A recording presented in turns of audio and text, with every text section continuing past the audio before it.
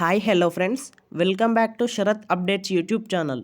తెలంగాణ రాష్ట్రానికి సంబంధించినటువంటి intermediate results date అయితే అనౌన్స్ చేశారు.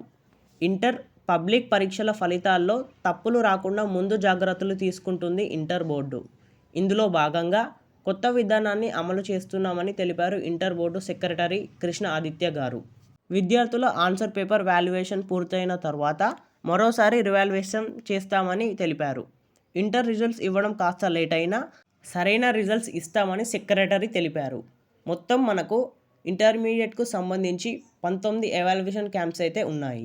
సాంస్క్రిట్ పేపర్ మార్చి 10వ తేదీ నుండి మొదలు పెట్టారు.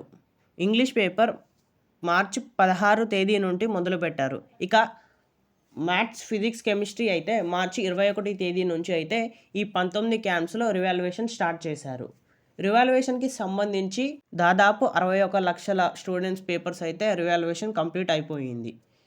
ప్రతి ఇయర్ చేసినట్టే ప్రక్రియ ఏవైతే ఉన్నాయో మనకు మార్కులు వచ్చాయో ఆ బార్కోడ్ చేసేసి ఒకే సబ్జెక్ట్ ఫెయిల్ అయిన వారు ఉన్నారో ఆ స్టూడెంట్ పేపర్ మళ్ళీ రివాల్యుయేషన్ చేయడం జరుగుతుంది.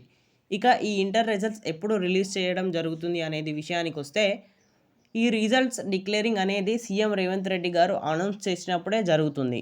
కాబట్టి మ్యాక్సిమం ఏప్రిల్ 3rd లేదా 4th వీక్ అంటే ఏప్రిల్ 3వ లేదా 4వ వారంలో అయితే ఈ రిజల్ట్స్ అనేవి డిక్లేర్ అయ్యే అవకాశాలు ఎక్కువగా ఉన్నట్టు తెలుస్తుంది.